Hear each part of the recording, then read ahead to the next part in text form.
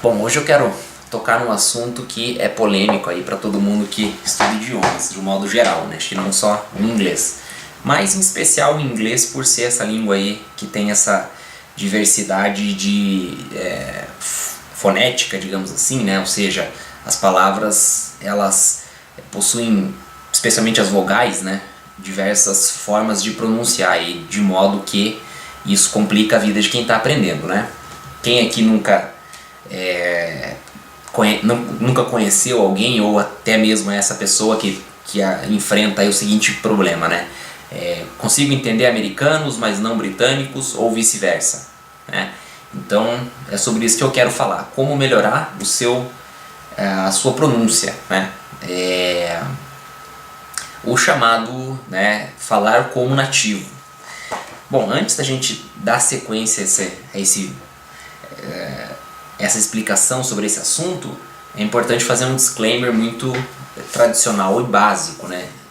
Você não é obrigado a falar como nativo para poder ser compreendido no idioma, qualquer idioma que seja, né?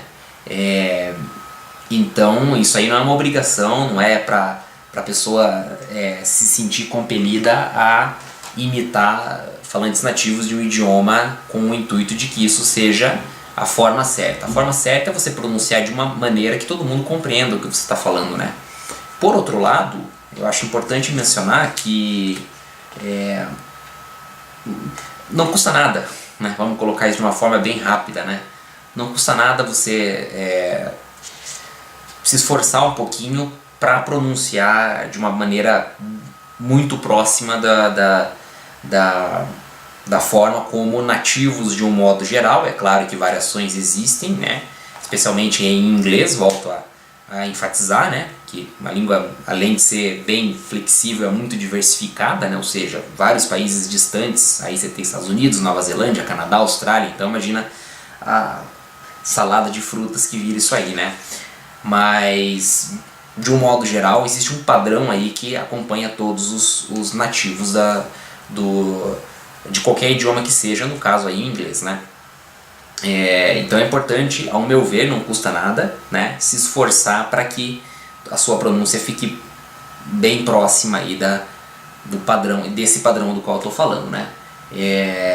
Muita gente não gosta, né?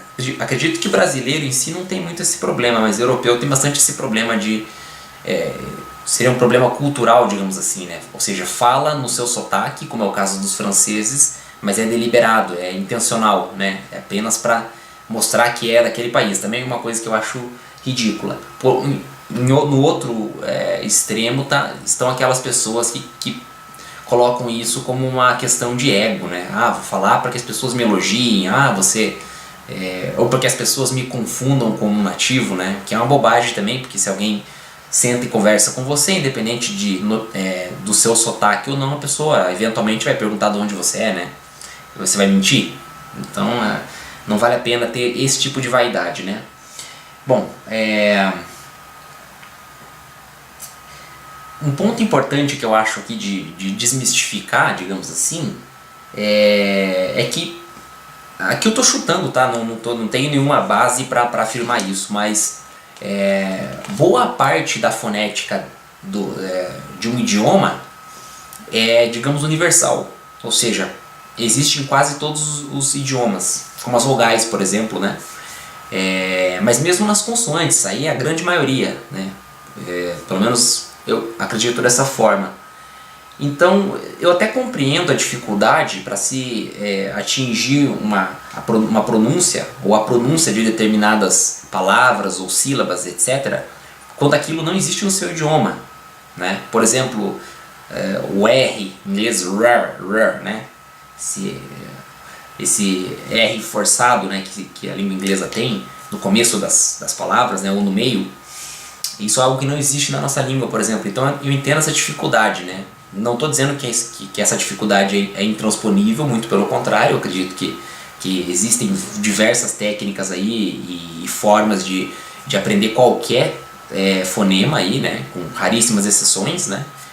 Mas de um modo geral, especialmente em inglês, todos os fonemas aí é possível se pronunciar independente da origem, da língua 1, né, da língua materna da pessoa. Tá? Isso é importante colocar também. Tá? Agora, um segundo ponto aqui. Um outro ponto, nem sei em que número que eu tô, mas que é importante é determinar um sotaque que você quer falar. Ou seja, se você quer falar inglês como americano, né, é preciso ter isso. Aqui eu estou falando com quem está começando a estudar agora, né, ou para quem, né, como o título do vídeo diz, está em busca aí de aperfeiçoar o seu sotaque, né. Então, ter um sotaque definido, para que a sua fala não se torne uma salada de frutas, digamos assim, né? Misturar. Né? Já imaginou a pessoa falando uma frase, metade da frase como se pronuncia no Rio Grande do Sul e a outra metade como se pronuncia na Bahia, por exemplo, né? Ou um é outro, né? Não que isso seja uma regra, mas é um conselho que eu acho que é interessante avaliar, né? E também a questão da uniformidade, que é um padrão, né? Quem estuda linguística entende isso. Ou seja, existe um padrão, não vou entrar nos detalhes aqui, mas pretendo gravar alguma coisa aí para vocês mais detalhado sobre isso, né? É um negócio que eu gosto bastante, mas todo sotaque, de modo geral, tem um padrão. Ou seja, como eu falei, a língua tem um padrão universal e as suas derivadas, suas derivações, assim, né? Também tem os seus padrões, no sentido de que algumas coisas vão ser incongruentes, vão ser incompatíveis se pronunciadas, né? Dando um exemplo bem rápido aqui. Por exemplo, nos locais do Brasil onde não se pronuncia o R, como os linguistas chamam de retroflexo, que é esse esse R caipira, né? Como se costuma falar no Brasil, né? Então isso é um padrão. Né? Eu não posso falar uma frase com um R retroflexo, né? Não, né? E logo uma frase com um R carioca, por exemplo. Né? Então, só para ilustrar um exemplo, esse é o padrão. Então, é sempre importante, claro, que o padrão é um negócio mais oculto e, por consequência, mais complexo de se observar. Né? Mas, de um modo geral, procurar observar esse padrão. Né? Quais encontros silábicos geram um som, quais outros, né? Isso aí é uma também questão, não é do dia para noite, né? É uma questão de trabalho aí. Então fica aí essa dica aberta, né? Próximo ponto que eu aconselho quem quer melhorar a sua pronúncia e aproximar da fala nativa. Não cair no erro que todo mundo, eu me incluo nessa, né? Cai quando está aprendendo uma língua. Chega um ponto, para você que é bem básico aí no estudo ainda, chega um ponto em que a gente começa a aprender rápido demais. Né? Parece que é aquele chamado boom no entendimento. E nesse ponto a gente já quer sair falando rápido, como se não fosse um mero aprendiz, digamos assim. Né? E isso acaba atrapalhando, porque a gente acaba internalizando o sotaque que a gente tem materno, né? Em determinados pontos isso vai forçar, vai aparecer, né? Não só na questão, talvez só da pronúncia, mas também da entonação, que é um ponto também que destaca bastante, sabe? É importante observar a entonação, a forma como nativos de um idioma costumam pronunciar, né? A entonação, o ritmo e tal, né? Isso faz parte do padrão da língua universal aí, né? Por exemplo, quando crianças estão aprendendo um idioma, você pode perceber que elas fazem diversas tentativas e elas de um modo geral, não a fazem com uma velocidade além do que elas dão conta de segurar, né? Então elas repetem algumas frases bem devagarzinho, invertem a frase, trocam um sujeito pelo outro, um adjetivo pelo outro e vão fazendo esses testes. Então essa é mais uma dica que eu dou para você internalizar a pronúncia mais próxima daquela padrão, né? Tendo em vista, é claro, um sotaque específico, né? Então, um erro que quase todo mundo acaba cometendo, isso, digamos aí, nos afasta um pouco mais do sotaque nativo e nos coloca um pouco mais próximo do nosso sotaque materno, independente de qual seja ele, né? Então é procurar observar, né? Mais ou menos como quem aprende guitarra, né? Você vê o cara solando lá, uma velocidade incrível, mas no começo o cara solou bem devagarzinho, e é mais ou menos esse processo, né? É o processo cognitivo ao mesmo, pode-se dizer assim, né? Então não queira sair falando rápido aí, que isso atrapalha. Tenha paciência, tenha calma, sabe?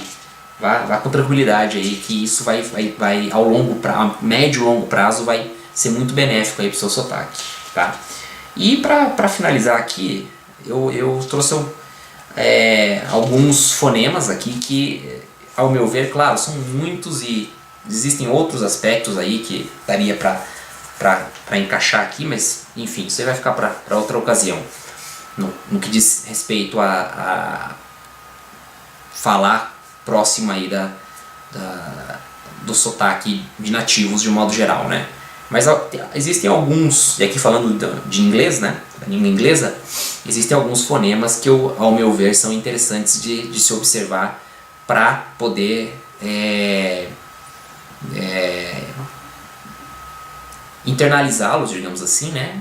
E aqui, é claro, seguindo o conselho de não falar rápido, porque falando rápido que a gente acaba ignorando esses fonemas aqui que eu vou apresentar, e internalizando esses fonemas fica isso vai polir o seu sotaque e sua entonação de modo geral, né? Então o primeiro deles aqui eu trouxe no papel, não gosto muito de edição de vídeo, mas olha lá, o que eles chamam, que os falantes de língua inglesa chamam de schwa, né? Schwa sound. Bem difícil explicar que som é esse, né? Mas eu trouxe algumas palavras aqui para exemplificar. Again, again, allow, about. Again, allow, about. Então o que a gente pode dizer disso aqui?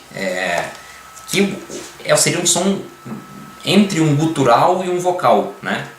É um som meio né? Um som eu posso dizer mudo, vamos dizer assim, né? Claro que não são só essas 3 palavras, tem muitas outras, né? Mas é importante observar esse fonema aí, né? Que ele faz grande diferença. A tendência de um brasileiro, por exemplo, seria dizer again, allow, about, né? Então isso faz toda a diferença, né? Agora o próximo é aqui, ó, que é um padrãozinho, ER, tá? Bom, eu particularmente não me vem na cabeça nenhuma exceção, tá? Então vou arriscar dizer que todas as palavras, fora palavras estrangeiras, é claro, né? Mas todas as palavras em inglês onde a gente encontra ER, elas não são pronunciadas ER, né? Como é muito comum de ouvir brasileiros e outras pessoas de outras nacionalidades falarem. Mas sim ou seja, person, perfect, her, person, perfect, her, não person, perfect, her, entende? Então esse é um outro fonema que eu vejo bastante pessoal cometer esse erro, né? Agora mais um aqui, ó. Asian. Na verdade é a segunda parte, né? Shin, que é o ponto que eu quero trazer aqui, né? Por exemplo, information, education, imagination, tá? Então, obviamente não é shon, como muita gente fala, né? Information, education, imagination, e sim shin. E information, né? A letra O ali, a letra O quase nem aparece, tá? A gente acaba não observando isso aí quando aprende, sai falando rápido, né? A gente acaba falando aí de uma forma que o nosso cérebro, né? Nosso cérebro, digamos assim, decodifica a palavra e coloca aí na nossa língua da forma mais parecida com a nossa língua materna, né? Agora, mais um aqui, ó. Vocês percebam que as vogais estão bem presentes, né, em todas elas. O ON, né, não é ON, assim, é claro, eu coloquei um tracinho para indicar que é o ON no fim das palavras, né? Por exemplo, dragging, falcon, lion, dragon, falcon, lion. Ok? Então não é dragon, não é falcon, lion, né? In. Esse som de O acaba indo lá pro fundo da garganta, tá? Mais uma aqui, ó. Vamos falar de consoante agora, deixar as vogais de lado um pouquinho, né? Ou algo próximo das vogais que a gente viu ali, né? Então as consoantes D e T, D e T, né? Antes de vogais. O que acontece? Se vocês prestarem atenção, a forma como nós pronunciamos o D e o T no começo das vogais eu diria, muito diferente da forma como os anglófonos, né, os falantes da língua inglesa, pronunciam as mesmas consoantes aí antes de vogais. Por exemplo, take,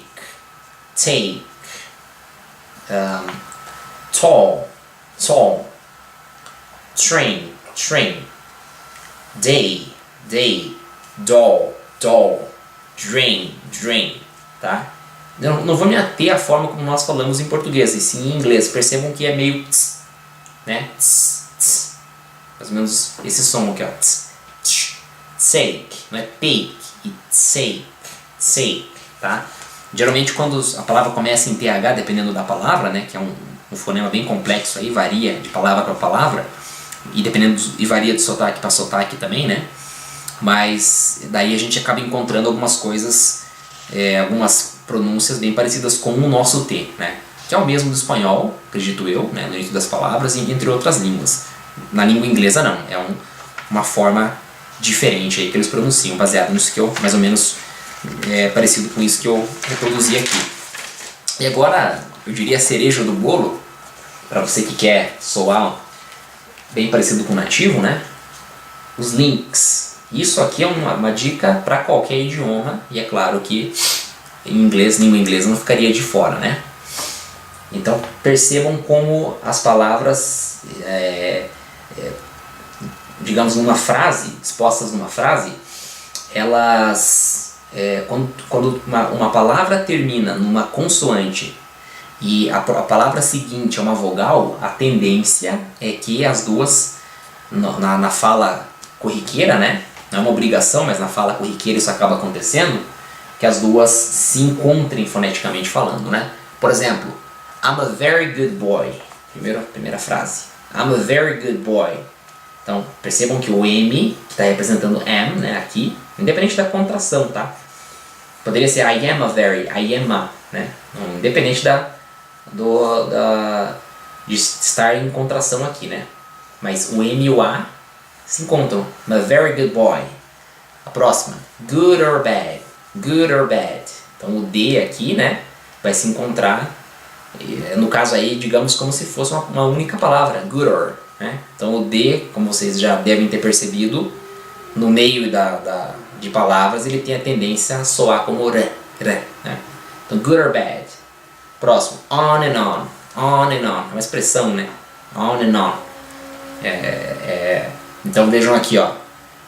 Isso aqui é até mais improvável, digamos assim, né? Porque a conjunção and, né? Na hora da fala coloquial é bem an, né? O D não aparece e fica, né, esse som an. Então, digamos, vamos colocar aqui que a fonética entende o and como an, né? E o N vai se encontrar com esse N, né? E o O do on aqui vai se encontrar com o N na fonética, né? N daqui. Então fica on and on, tá? Uns aqui menos prováveis, aqui menos perceptíveis aí na leitura, pelo menos, né?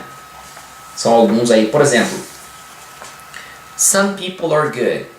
Some people are good, tá? Qual é o link aqui, ó? People are. Então people, por mais que na hora de pronunciar a palavra people isoladamente, né, a gente não perceba, mas é um som de L, people, né, people.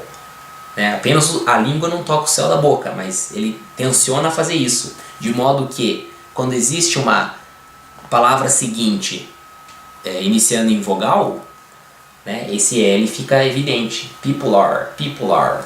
Entre outras, eu queria trazer mais exemplos aqui, mas também não quero que esse vídeo fique muito longo, tá? Então, seriam essas as dicas e os conselhos que eu dou, né? Não estou me colocando aqui como autoridade no assunto, muito pelo contrário, não sou falante nativo do idioma, tá? Acredito que eu tenho uma pronúncia bem confortável, mas nada extraordinário, né? Então são essas dicas aí que eu dou para quem tem essa finalidade aí, tá bom? Valeu, até a próxima!